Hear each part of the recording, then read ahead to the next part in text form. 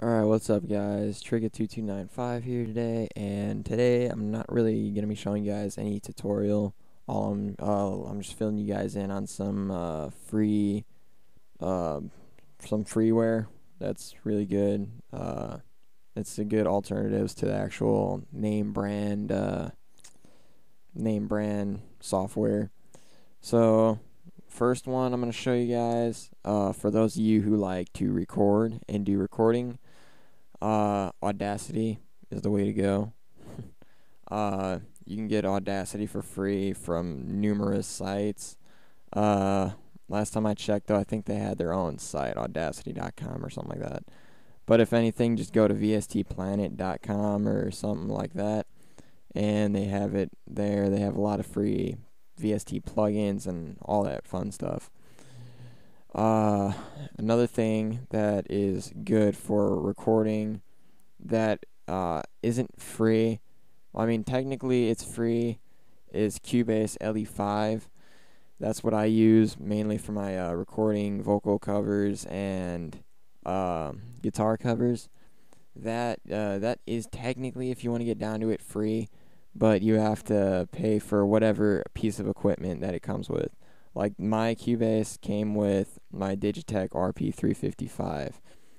They're selling it with a lot of different products now. They're selling it with some of the Behringer Xenix mixer models. So, yeah, that's a great. I love Cubase, and Audacity is really great too for being freeware. Uh, Now moving on, we have video editing software by NCH Software. It's called VideoPad. Uh, or you can use Movie Maker. I really don't like using Movie Maker. That's like a last resort because it just keeps on locking up on me, and I don't know. I just don't really like it that much. But anyway, NCH Software's VideoPad is also freeware. But you have to be careful because for some reason when I downloaded it, uh, it said specifically right there in the description that it said it's free. It's 100% free, but it gave me the professional version, the VideoPad Professional, and that's only a trial version. And I tried downgrading, but it wouldn't let me, so it wasn't changing or anything. So I don't know. If you guys could find a way to download it, the free version, let me know. But yeah, that's good for doing collabs and everything. Look up my other channel, TMP2295. I got 5 new dual covers I put up like a week ago. So yeah, they're all Whitechapel. If you guys like metal, go check those out. And I used VideoPad to edit them. Okay, another one for graphics and 3D art is actually one that I'm really fond of. If you look at the background right here, that I made in Blender. Blender is, I love it. I love Blender. Whoever created Blender, you guys did a good job. That's all I could say. Blender is awesome. It's what that is an alternative to Cinema 4D, which if you guys don't know that, it's a 3D. I don't know what you would consider a 3D like composing or whatever, but you create 3D art, and a lot of the intros that you see for a lot of gamers and all that. They usually use if I don't know if you can use After Effects for that. I doubt it. I think After Effects is mainly for like the intros with the optical flares just going across the screen and everything, which actually I found a way around that too, but it's a lengthy process. But no, Blender is good for creating 3D text and animations and everything. So I highly recommend Blender. I love Blender.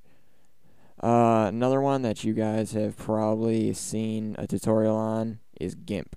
GIMP is an alternative to Photoshop. For those of you who don't know what Photoshop is, it's it's how they make like band logos, and how you take for those of you who just use it for fun, it's how you take the head off of one picture and put it on another picture. So you have somebody who's really skinny, looking really buff and swollen, whatever term you want to use. So yeah, that's what GIMP is, and GIMP is actually really good. I like that. So I highly recommend those two. And then for screen recording, which is what I'm kind of doing now, I use Microsoft Expressions Encoder, and it comes with two things. The encoder comes with two things: the actual encoder itself and the recorder, the screen capture recorder, whatever you want to say. Uh, what this does, it's you could actually also use Cam Studio. I tried Cam Studio. I wasn't too really crazy about it.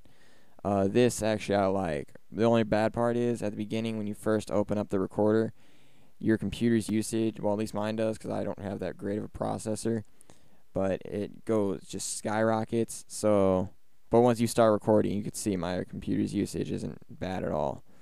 So I don't know if it's I don't know what it's doing. It's trying to compatible like or trying to get itself compatible. I don't know what the word would be for it. So yeah, and then after you're done with that, you just stop recording and send it to the encoder. And in the encoder, you could actually put overlays over there too, but you can only put one overlay. But that's good for other tutorials and such. And that's literally about it. I mean, other stuff, you can get all those other things, Sony Vegas and Photoshop and After Effects and all that. I'm still going to try maybe and download just Shaka, which is an alternative to After Effects, Adobe After Effects, which again is just how you add like the optical flares and all those different effects and fun stuff. But I don't know. I might try it, I might not. I have good and bad reviews about it, so we'll see how that works out. But like I said, you can get cracked versions on all of these. I'm not recommending it at all, so don't think I am. I highly do not recommend it. Unless you know somebody who could do it, then go right ahead. That's your fault if you get caught, whatever.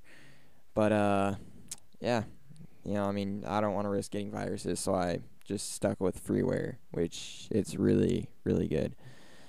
But yeah, that's about it. If this tips, I guess it's not really a tutorial. These are a bunch of tips for you. If they helped, please feel free to comment, rate, and subscribe.